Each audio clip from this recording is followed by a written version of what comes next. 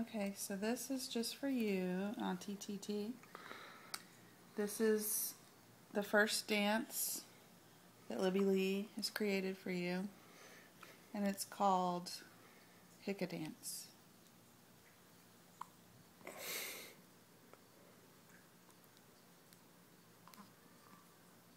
As you can see, she catches the hiccup burp as she turns the corner in the same spot each time.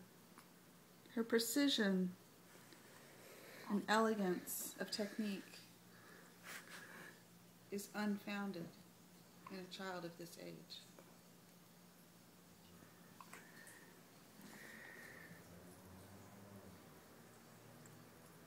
Thank you.